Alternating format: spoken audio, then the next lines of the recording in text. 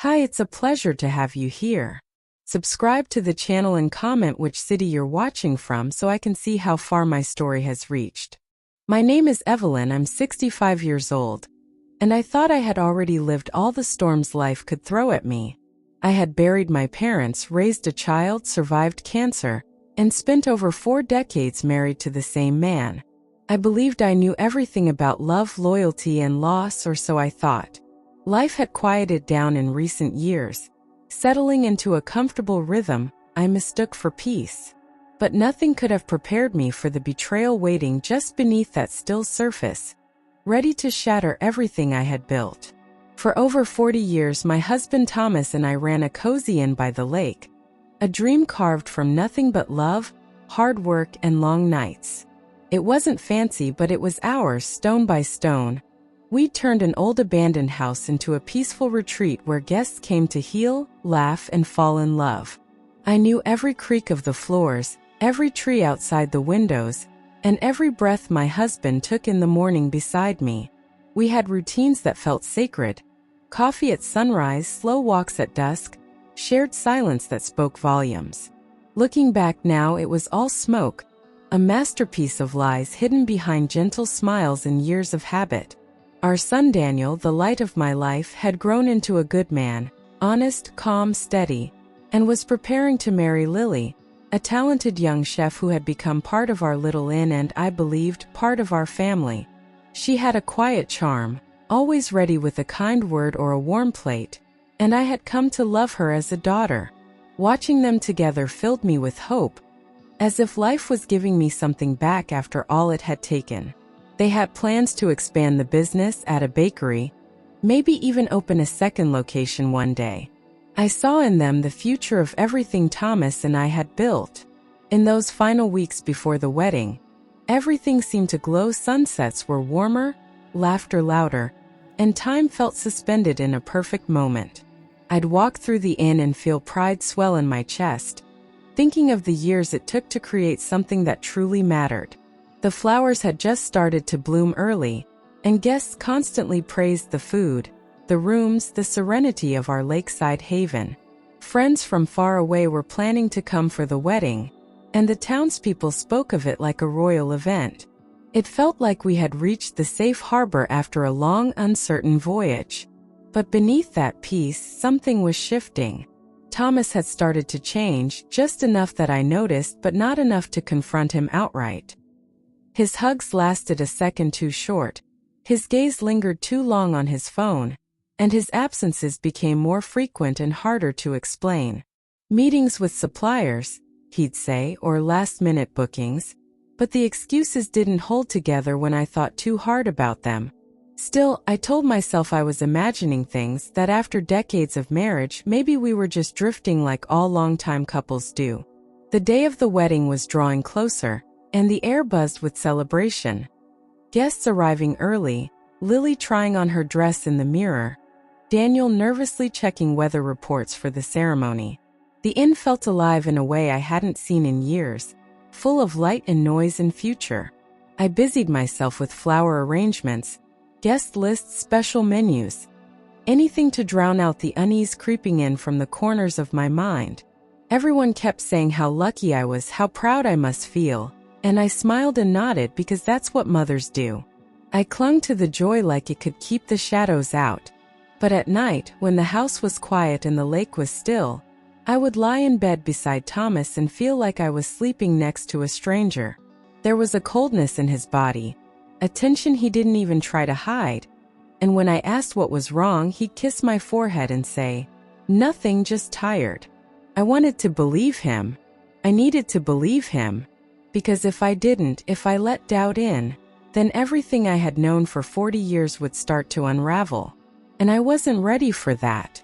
It was early morning and I was collecting sheets from the guest house, humming softly, when something caught my eye.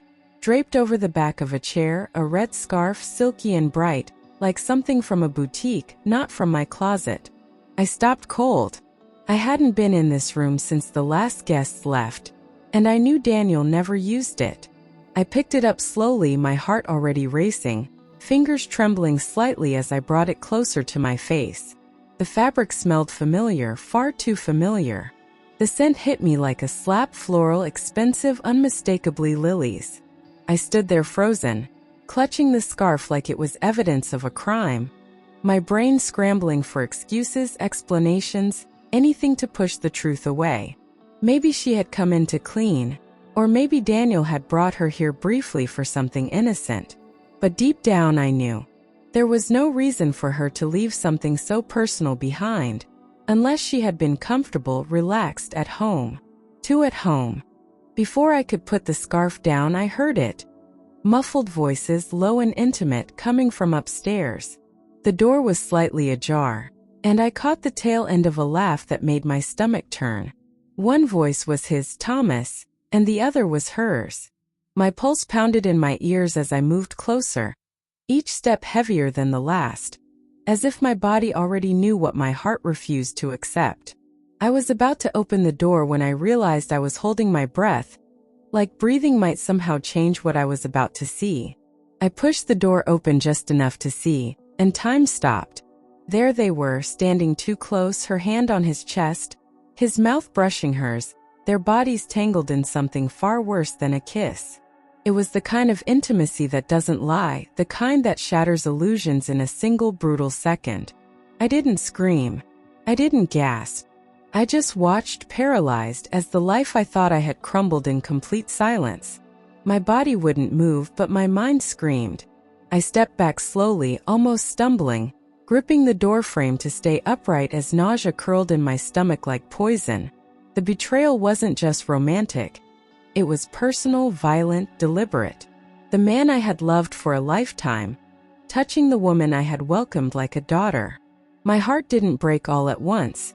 It shattered in slow, sharp waves, each breath harder than the last.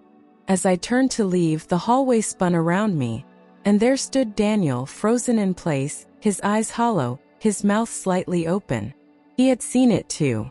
We didn't speak, didn't need to. His face held the weight of a son who had already grieved, not just a fiancé's betrayal, but the silent collapse of everything he once called home. He looked at me with a pain I had never seen in him before, raw, deep, knowing. We stood there in silence, mother and son, staring into each other's devastation like mirrors reflecting the same wound. The sounds from upstairs still drifted faintly, cruel and oblivious. Daniel didn't cry. I didn't ask questions. There was no space for denial, only quiet acknowledgement of a truth that had already scarred him. I reached for his hand and he took it, his grip strong, grounding me in the middle of the storm. "Mom," he whispered, his voice low but certain. "Don't say anything yet." I already knew. And what I found out is worse than you imagine. My breath caught again, this time not from grief but from dread. There was a heaviness behind his words that shifted the air between us, turning pain into something more dangerous, something calculated. I stared at him, unable to speak, because I already sensed we were about to step into something darker than betrayal. Tears stung my eyes, but I held them back, refusing to fall apart with him still watching me. I felt exposed, humiliated, stripped of every certainty I'd ever clung to. The world I thought I knew, my marriage, my home, my future daughter-in-law, was gone in an instant. I wanted to run, scream, confront, but I stood still, trapped between rage and heartbreak. Daniel squeezed my hand tighter, as if anchoring us both to reality. That night, after the inn had gone quiet and the lights dimmed, Daniel sat across from me in the kitchen, his face pale but determined. He told me he had discovered the affair months ago but had stayed silent while he gathered proof, unsure of how to confront either of them. What started as suspicion had turned into cold certainty after finding messages, receipts, and overheard conversations. He had waited for the right moment to act, but never expected I would walk in on them first. His voice never wavered, but his eyes were burning. Daniel leaned in closer, lowering his voice like he was telling a ghost story, but what he revealed was worse. It wasn't just about broken hearts. It was about the inn, our legacy, our security, our entire life's work. He had uncovered financial inconsistencies, hidden transactions, and missing documents. At first, he thought it was simple carelessness, but the deeper he dug, the more intentional it became. And at the center of it all was Thomas. Daniel showed me scanned papers on his laptop, contracts, authorizations, all bearing my signature, only I had never signed them. My own handwriting, copied, forged. One document transferred 80% of the IN's ownership to a company I had never heard of. My throat tightened as I realized these weren't just lies. They were premeditated crimes, executed with terrifying precision. Thomas had faked my consent and erased my voice like I didn't exist. The company listed in the documents didn't exist. Not legally, not physically. Daniel had checked registries, made calls, traced every lead. It was a ghost company, registered under a string of shell corporations and offshore accounts. The paper trail led nowhere. Just shadows, dead ends, and faceless signatures. The more he investigated, the clearer it became. This was a long con. And Thomas hadn't worked alone. Lily, the sweet young chef we had welcomed with open arms, wasn't just a cook. She was a plant. She worked for an international hotel conglomerate that had been eyeing lakeside properties, and we were their next target. Her charm, her recipes, her relationship with Daniel. They were all part of the plan to get inside. Once the inn was transferred, they'd resell it to the corporation for triple its worth. And she had been playing both men, Daniel and Thomas, to get it done. They had it all planned out, right down to the hour. After the wedding, the final ownership transfer would be signed, the funds funneled abroad, and Thomas and Lily would disappear before anyone realized what happened. Daniel discovered flight reservations booked under aliases, dated for the morning after the ceremony. They weren't going to just leave us behind. They were going to leave us ruined, without a home, without answers, with nothing. Every moment we thought was love had been part of a robbery in slow motion. Daniel's voice cracked as he told me how long he'd known, how long he'd kept it inside, pretending to love a woman he now despised just to protect us. He had nearly called off the wedding a dozen times, but every time he got close, they would tighten their grip. More guilt, more manipulation. He had stayed in the relationship not out of love, but to gather enough proof to expose them both. I was going to propose a new life with her, he said quietly. Instead, I was sleeping next to a weapon. When he handed me the file folder, I didn't expect to see what I did. Pages and pages of contracts, notarized forms, email printouts, and even scans of fake passports. Thomas's signature was everywhere, but so was mine, forged with such precision it made my stomach turn. There was even a clause stating that in the event of operational restructuring, I would waive all rights to dispute the ownership. I stared at the paper, numb, realizing how close I had come to losing everything. It was already in motion. Bank statements showed slow, calculated withdrawals, small enough not to alarm me but consistent. Retirement savings, emergency funds, even the business account had been drained little by little. By the time Daniel noticed the pattern, nearly everything had been moved to accounts overseas. I had been paying bills on time, balancing books, and still never noticed the floor vanishing under my feet. I felt like a fool, more than betrayed. I felt robbed of my own awareness. The shock burned away, replaced by a rage I hadn't felt in years. My hands shook, my chest tightened, and I wanted to scream until the walls cracked. This wasn't just betrayal, it was annihilation. Everything we had built together, every brick of that inn, had been laid with trust. And now that trust was weaponized against me, used to sign away my life without my knowledge. I wanted to confront him, to throw the papers in his face, but Daniel stopped me. Daniel's voice was steady when he said, "We have to be smarter than them." He was right. Emotion wouldn't win this fight. Evidence would. We decided to act as if nothing had happened, to let them believe we were still blind while we gathered more proof. The only way to stop the transfer was to expose their scheme before it was finalized. Time was against us, but so was complacency, and they had no idea we were watching. Daniel installed 2 small hidden cameras, one in the guest house and one in the office, where most of the documents were kept. He disguised them inside decorative frames and clock radios, perfectly blending into the rustic decor. Every night he reviewed the footage, documenting everything: conversations, movements, patterns. I helped him organize files, categorize recordings, and quietly backed up everything on a secure drive. It became our secret war, fought in whispers behind smiles. One evening, the footage captured something chilling. Thomas and Lily sitting side by side in the office, laughing as they talked about how close they were to sealing the deal. They toasted with wine, discussed the wire transfers, and joked about how naive I had been. I watched my husband impersonate me, practice my signature over and over, turning it into a game. Lily said, "Once she signs the final papers, it's done." And he replied, "She won't even know she did it." I clenched my jaw so hard it hurt. We soon realized they were planning to drug me on the night before the wedding, just enough to blur my memory, and then slide the final documents in for signing. Thomas had even rehearsed the conversation. Soft music, a glass of wine, a surprise folder for me to review. They mocked my routines, my trust, my habits. Lily laughed, saying, "She still thinks he loves her." Watching the footage felt like swallowing fire, but it gave us exactly what we needed: concrete proof of intent. While the inn buzzed with final preparations, Thomas and Lily slipped away to the guest house, their voices hushed and full of anticipation. Champagne bottles popped as they toasted to the last night before freedom, oblivious to the camera capturing every moment.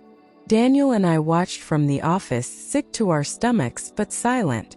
We knew we were only hours away from either justice or devastation, and neither of us was going to let them win. That night, Daniel sat alone in his room, staring at the camera footage, his hands trembling as he made the final backup. He copied every file to an encrypted folder, then to a USB drive hidden inside the lining of his suit jacket. He knew that if something went wrong the next day, this evidence had to survive no matter what.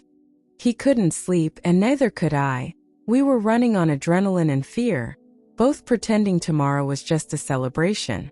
But beneath every smile we would wear, there would be fire. At dawn, I made the call to our family attorney, a quiet man who had handled our business for years and knew the inn inside and out. When I told him what we had discovered, he didn't hesitate. He drove down from the city that same morning. After reviewing the footage and documents, his expression turned grim. "The transfer request is already in process," he said. "But if we act today, we can stop it before it finalizes." We now had a legal ally, but barely enough time. We had less than 24 hours to halt the transfer, file the fraud complaint, and deliver the evidence to the authorities. Daniel coordinated with our lawyer to prepare the necessary filings, while I focused on keeping up appearances at the inn. Every moment felt borrowed, every second ticking like a bomb waiting to explode. The wedding would bring everyone together, including the betrayers, and we had only one chance to expose them in front of witnesses. There was no room for mistakes. That morning, Thomas kissed me on the cheek, warm and casual, as if he hadn't plotted to erase my entire life. His voice was light, his eyes steady, his lies effortless. He asked me how I slept, complimented my dress, and reminded me to smile for the guests. I nearly vomited. Standing there, hearing his voice, knowing what he'd done, I felt like I was living in someone else's nightmare. The sun rose over the lake, casting golden light over the inn, which was decorated with fresh flowers, ribbons, and joy that felt almost cruel. Guests arrived in waves, laughing, hugging, complimenting Lily's beauty and Daniel's calm. The staff rushed to prepare the garden for the ceremony, while photographers snapped candid moments. From the outside, it was perfect, picturesque, romantic, unforgettable. And beneath it all, the foundation was rotting with secrets. Daniel wore his tux like armor, calm and polished, playing the part of the excited groom to perfection.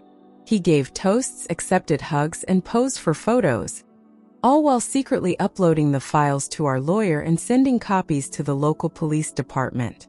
His phone buzzed constantly in his pocket, each vibration a quiet step toward justice. No one noticed the tension in his jaw or the way his eyes scanned the crowd. He wasn't looking for his bride.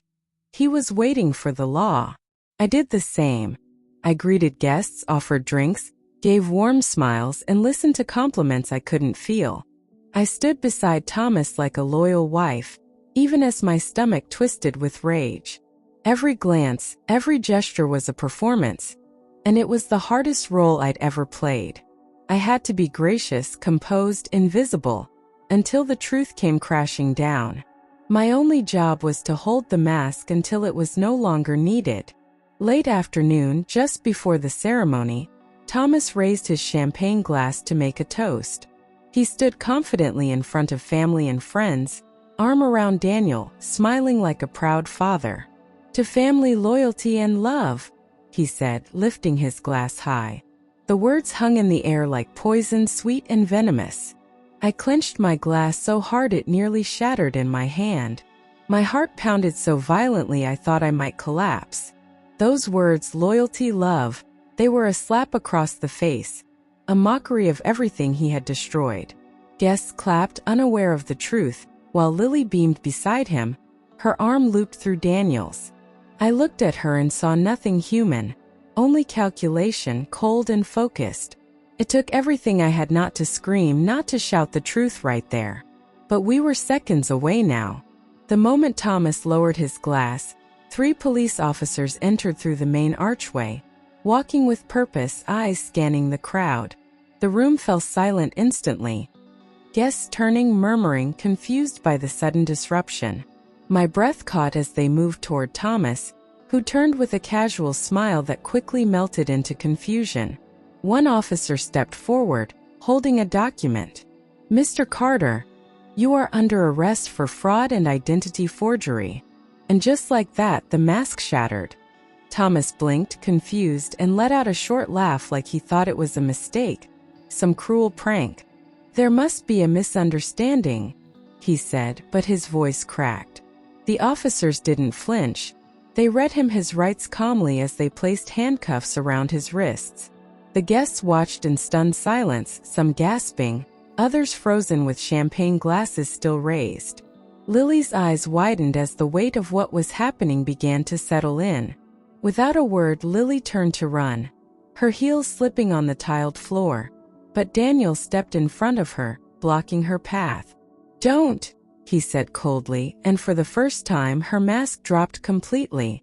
She spun around, looking for an exit, but the second officer had already closed in. "Lily Morgan, you're under arrest for conspiracy to commit fraud and identity theft," he announced. Her scream echoed through the hall, sharp and frantic, but no one moved to help her. The guests erupted into chaos, whispers, questions, people backing away, confused and horrified.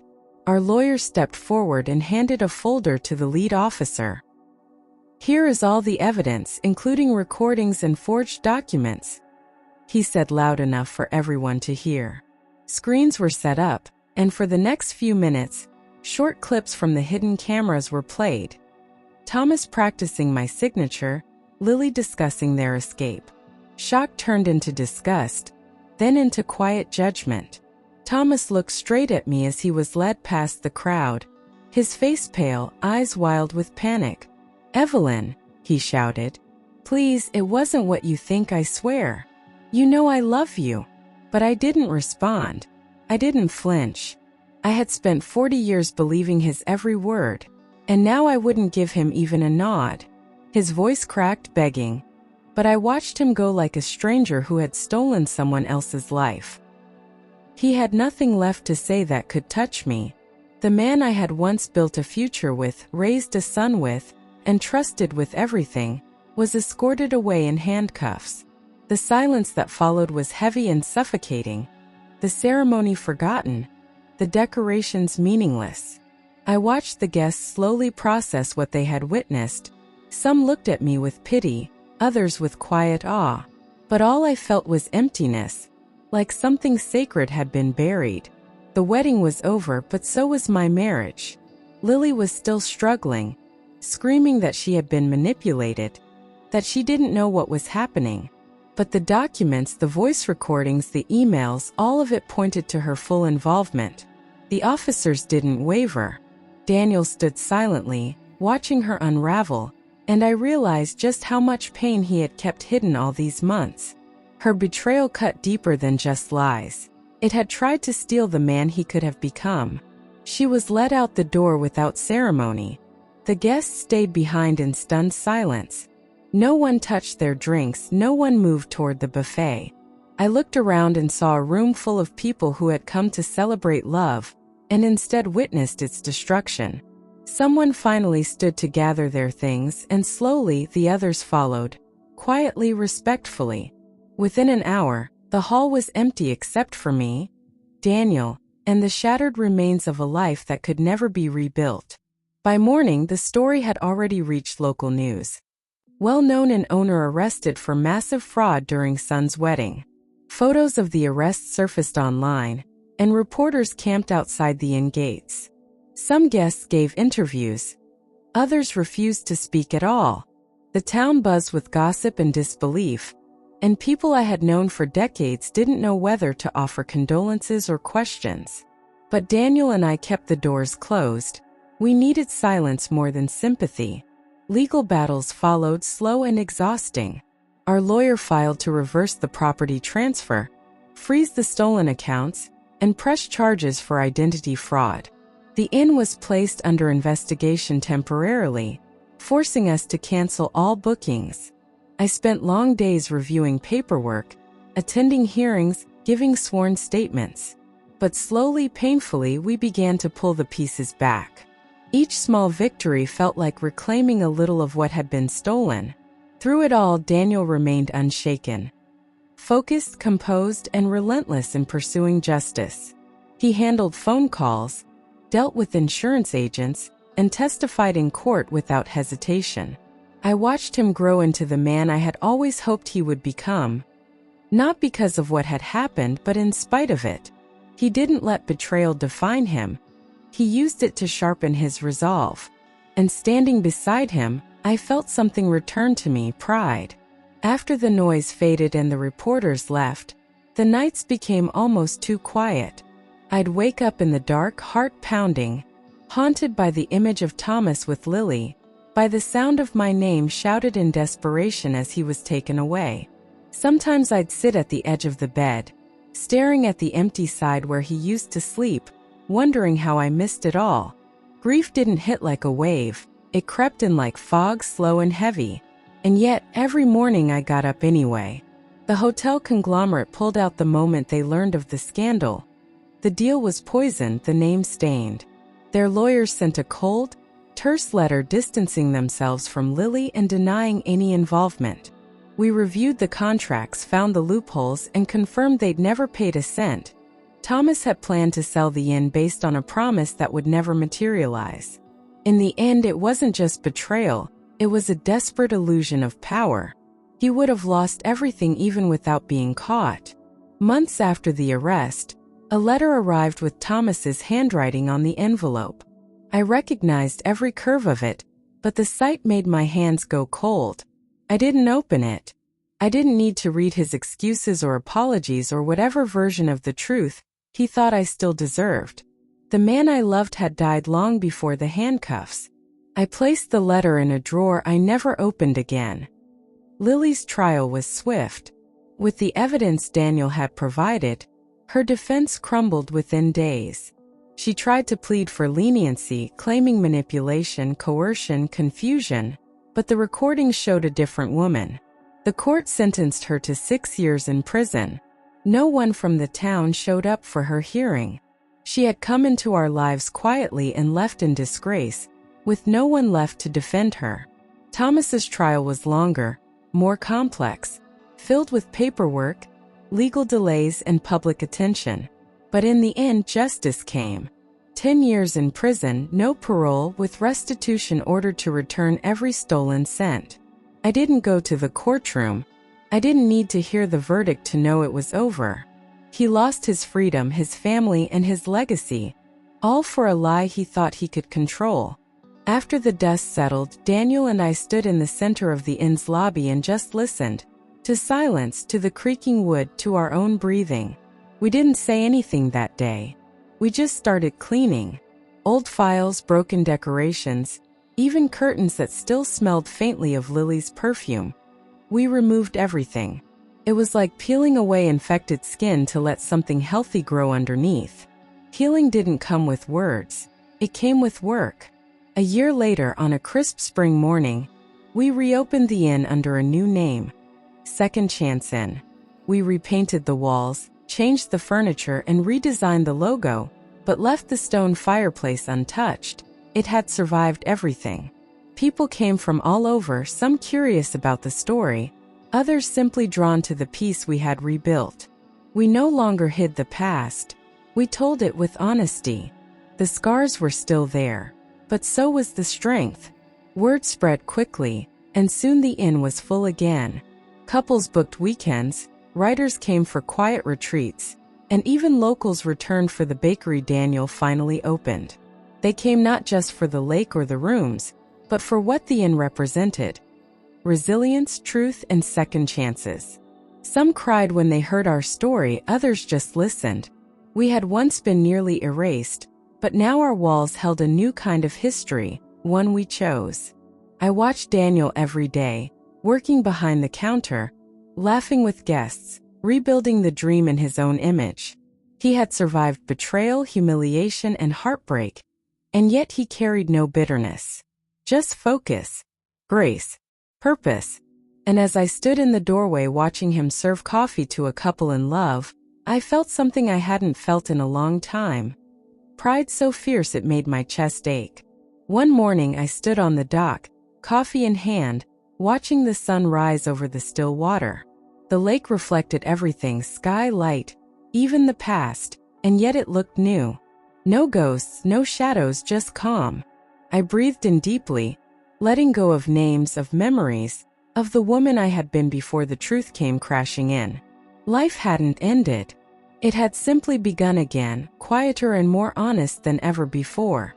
I lost a husband that day, but I didn't lose myself. I gained something more precious than illusion: clarity, dignity, and the courage to live on my own terms. The woman who once believed comfort meant safety now knew better. I no longer craved a quiet life. I wanted a true one. And in the ruins of betrayal, I finally found freedom.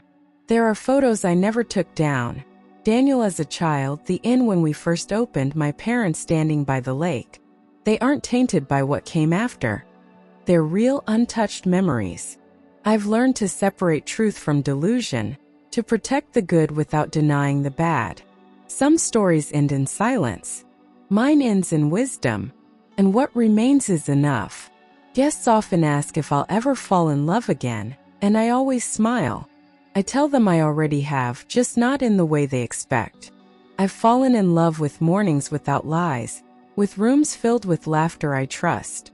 I've fallen in love with myself, with peace, with the quiet joy of starting over.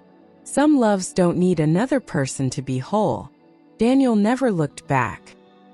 He stayed, not out of duty but choice, because the inn was no longer his father's legacy, but his own. He's rebuilding everything in his image, with new partnerships and ideas I could never have imagined. I know one day he'll love again, and this time it will be real.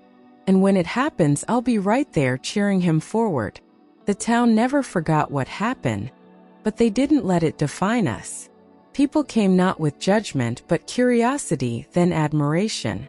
They brought flowers, stories, even handwritten notes thanking us for standing tall. Pain shared becomes lighter, and with every guest, our story found new meaning. We stopped being a scandal, we became a symbol. There were days I didn't speak much. Days when the grief settled in again like dust, quiet but thick. But silence wasn't weakness anymore. It was strength, a space I gave myself to breathe. I didn't owe anyone my recovery on a timeline. I healed in my own rhythm, like the lake, still on the surface but alive beneath. I learned that betrayal isn't the end. It's a door, a brutal one, that opens to truth. I learned that people can lie for years, but they can't fake what time eventually reveals. And I learned that justice doesn't always come fast, but it comes. I lost my past, but I gained something better.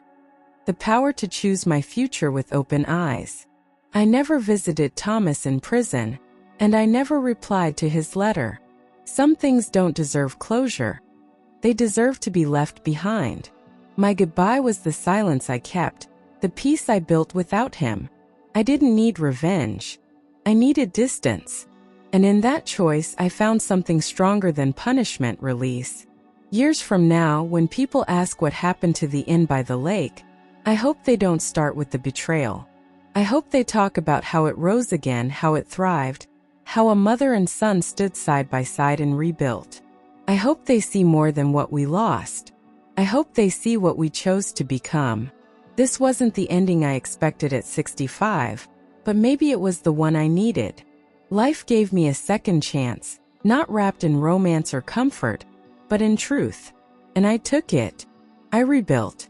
I lived. And I'll keep living, not despite what happened, but because I finally know what I deserve.